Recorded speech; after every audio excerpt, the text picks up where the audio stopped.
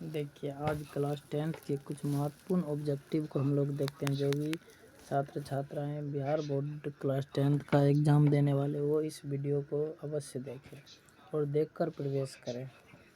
चलिए पहला चैप्टर, इससे पहले पहला चैप्टर मंगलम पाठ का हम लोग ऑब्जेक्टिव देख चुके हैं। अब दूसरा चैप्टर अर्थात पाटलिपुत्र वैभव पटना के बारे में जो दूसरा चैप्टर है उसको चलिए देखते हैं।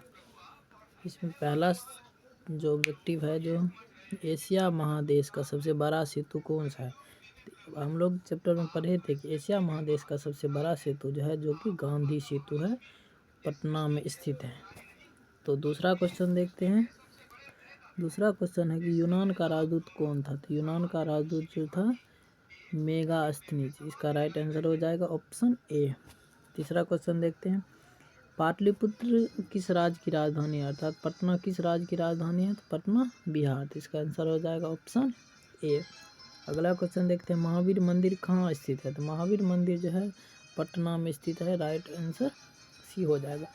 जब वहाँ पे हम लोग पढ़े थे दर्शनीय स्थल गोलघर, ताला मंडल, जैविक उद्यान, मौलिकालिक अवशेष, उच्च न्यायालय, सचिवालय, ये सभी पटन देवी का मंदिर, गुरु गोविंद सिंह का जन्म स्थान, ये सभी महावीर मंदिर पटना में स्थित है। अगला क्वेश्चन देखते हैं।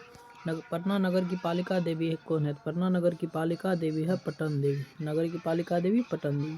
उसके बाद कौमुदी महोत्सव कहाँ मनाया जाता था। कौमुदी महोत्सव जो था पाटलिपुत्र यानी पटना में पहले मनाया जाता था, जो कि गुप्त वंश के शासन के लिए। शासनकाल पूछे तो गुप्त वंश, और ऋतु तो शरद ऋतु मनाया जाता है। उसके बाद अगला क्वेश्चन है। किसके शासनकाल में पाटलिपुत्र की रक्षा और व्यवस्था अति उत्कृष्ट थी यानी अच्छा था। तो इसका हो जाएगा right answer B, Chandragupta Maurya काल के समय में। उसके बाद पाटलिपुत्र का नामांतरण क्या है, यानी पाटलिपुत्र आगे इसका क्या नाम है। तो इसका हो जाएगा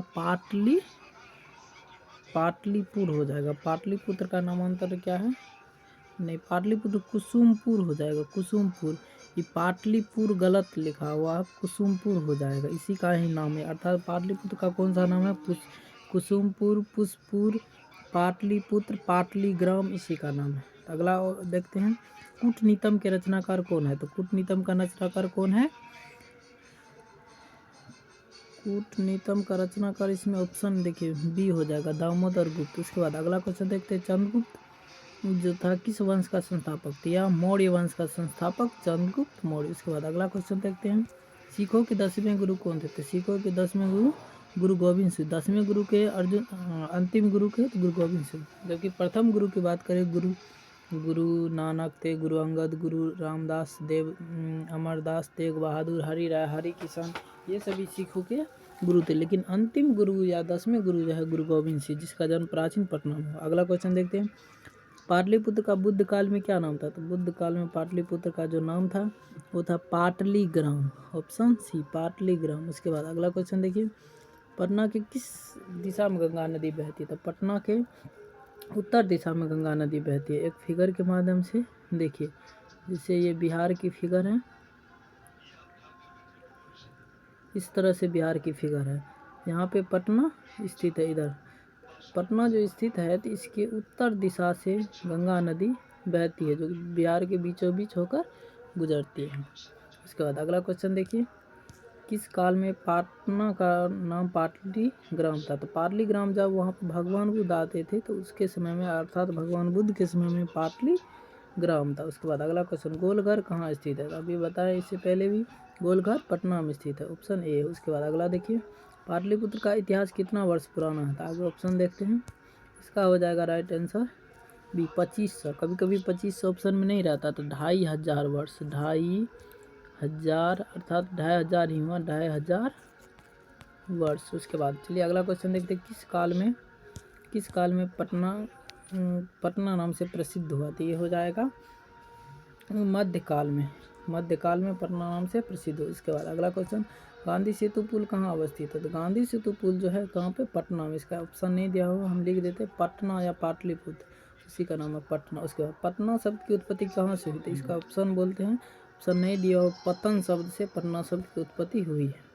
उसके बाद अगला देखिए। यहाँ से सेकंड चैप्टर की, अर्थात पाटलिपुत्र की समाप्ति होती है। एक और ग्रंथ का नाम है काव्य मीमांसा। इससे पहले चैप्टर में पाटलिपुत्र में काव्य मीमांसा का नाम जो है राजशेखर, लेखक है राजशेखर, उसको ध्यान में रखना। उसके बाद अगला तीसरा पाठ है विद्यापति, अलस कथा, जिसका राइटर है विद्यापति। अलस कथा का लेखक है विद्यापति, जो कि मैथिली भाषा के कवि थे, और यह पुरुष परीक्षा नामक ग्रंथ से लिया गया है।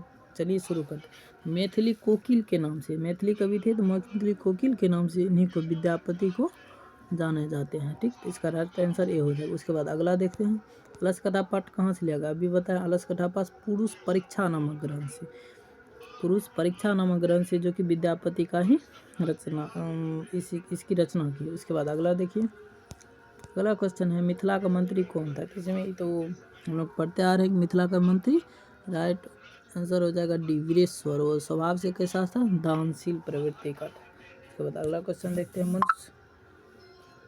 मनुष्य को कौन नष्ट कर देता था? मनुष्य को कौन नष्ट कर देता है? आलस, ऑप्शन सी। उसके बाद अगला क्वेश्चन चलिए देखते हैं। अगला क्वेश्चन है भीषण भूख लगने पर भी कौन कुछ नहीं कार्य करता है? तो इसका हो जाएगा आलसी व्यक्ति, अर्थात ऑप्शन हो जाएगा ए।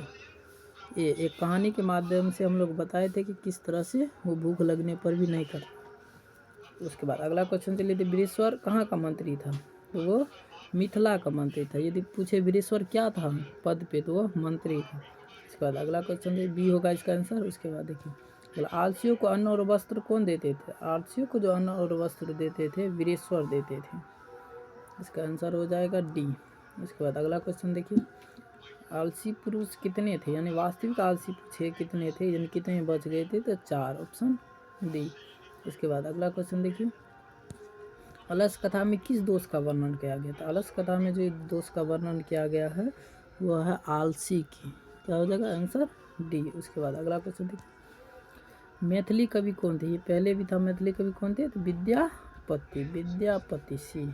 उसके बाद अगला देखिए, अलस कथा किस प्रकार की कथा है? तो इसको ध्यान में रखना है, ऑप्शन ए हो जाएगा व्यंग्यात्मक कथा, ऑप्शन ए हो जाएगा, ऑप्शन ए। उसके बाद देखिए, अलस कथा पाठ के लेखक कौन है? ये भी बताए कौन हो जाएगा? विद्यापति हो जाएगा, ऑप्शन ए।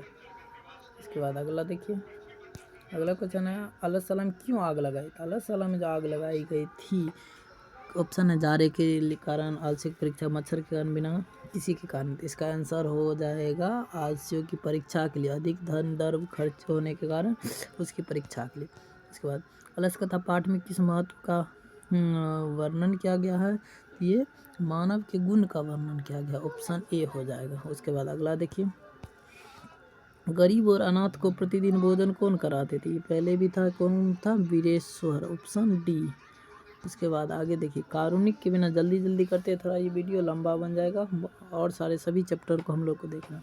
कारुणिक के बिना किसकी गति नहीं होती? तो कारुणिक के बिना जो गति नहीं होती है आलसियों का, अर्थात दयालु लोग के सिवा इसका कोई नहीं रक्षक होता। यदि एक पूछ दे कि पत्नी का रक्षक कौन होता है? पत्नी का रक्षक कौन होता है? पति, यानी गति पत्नी के बिना पति को। उसके बाद बच्चों का रक्षक पूछे कौन होता है बच्चों का रक्षक? तो बच्चों का होता है माता, इसको ध्यान में रखना है। उसके बाद चलिए अगला क्वेश्चन देखते हैं, अलसशाला में आग को देखकर कौन भाग गए थे? अलसशाला में जो आग को देखकर भाग गए थे सभी धूर्त लोग थे। इसका आंसर हो जाएगा बी हो जाएगा, इसका आंसर बी। उसके बाद अगला क्वेश्चन देखते हैं, अगला क्वेश्चन है, यहाँ से इस पाठ की समाप्ति होती है। अगला चौथा चैप्टर देखते हैं, संस्कृत साहित्य लेखिका। चलिए, छमारव जो है, एक मिनट रुकिए, छमारव किस काल के लेखक है? तो इसका आंसर हो जाएगा आधुनिक काल, ऑप्शन ए, ऑप्शन हो जाएगा ए। उसके बाद चलिए अगला क्वेश्चन की ओर देखते हैं। अगला क्वेश्चन है, पुरुष और नारी के सहयोग से किसकी गाड़ी चलती है? तो किसकी गाड़ी? ये हो जाएगा समाज की, ऑप्शन डी। उसके बाद अगला क्वेश्चन चलिए देखते, कंपन राय की रानी कौन थी? तो कंपन राय की रानी गंगा देवी, कंपन राय की रानी गंगा देवी। अच्युत राय की रानी थी त्रिम्बलाम्बा। इसका आंसर सी, अच्युत राय की पूछे, अच्युत राय की तब हो जाएगा त्रिम्बलाम्बा। चलिए अगला क्वेश्चन देखते हैं, इंद्राणी, इंद्राणी का वर्णन किस वेद में है? तो इंद्राणी का जो वर्णन है, इंद्राणी का जो वर्णन है अथर्ववेद में है। तो इसका ऑप्शन हो जाएगा ए, ऑप्शन ए। इसके बाद अगला क्वेश्चन देखते हैं। मीरा लहरी की लेखिका कौन है? तो ये सभी जो है किसका है? ऑप्शन एक और देखते हैं।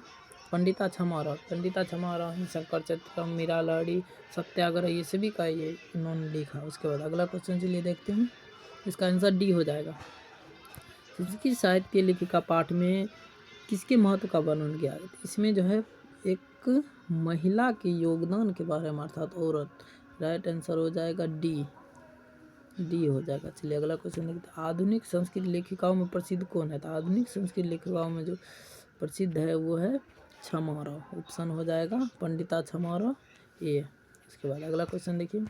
शंकर चरितम की रचनाकार कौन है? तो इसका भी हो जाएगा पंडिता छमारव, ऑप्शन डी। उसके बाद अगला क्वेश्चन देखिए।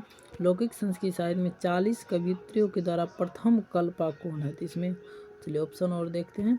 तो प्रथम कल्पा जो है वो हो जाएगा विजयांका, ऑप्शन बी। उसके बाद अगला क्वेश्चन।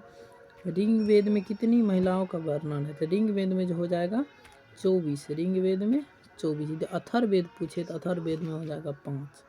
चलिए अगला क्वेश्चन देखते हैं। अथर्ववेद में कितनी महिलाओं का? तो इसका बी अभी बोले हैं 5, बी ऑप्शन हो जाएगा। इसके बाद देखिए अगला। अच्युत राय की रानी कौन थी? तो तिरुमलाम्बा। अच्युत राय की रानी थी तिरुमलाम्बा, आंसर डी। उसके बाद अगला क्वेश्चन देखते हैं। किस युग में मंत्रियों की दर्शिका ने केवल ऋषि बल्कि ऋषिका का भी की थी? तो इसका ऑप्शन चलिए देखते हैं। इसका हो जाएगा वैदिक युग, ऑप्शन डी। ऑप्शन हो जाएगा सी वैदिक युग। उसके बाद चलिए आगे देखते हैं। याज्ञवल्क्य की पत्नी को क्या शिक्षा दी थी? याज्ञवल्क्य पत्नी को शिक्षा दी थी आत्म तत्व की। तो पूछे याज्ञवल्क्य की पत्नी कौन थी? तो मैत्रेयी हो जाएगा, मैत्रेयी। चलिए अगला क्वेश्चन देखते हैं। मधुराम विजय काव्य की रचना किसने की? गंगा देवी ने मधुराम विजय काव्य की रचना की। तो आंसर हो जाएगा सी। उसके बाद चलिए अगला क्वेश्चन की ओर देखते हैं। वरदाम्बिका संघ काव्य की रचना किसने की? तो वरदाम्बिका संघ काव्य की रचना की थी गंगा देवी ने। इसको एक बार देख लेना है, गंगा देवी।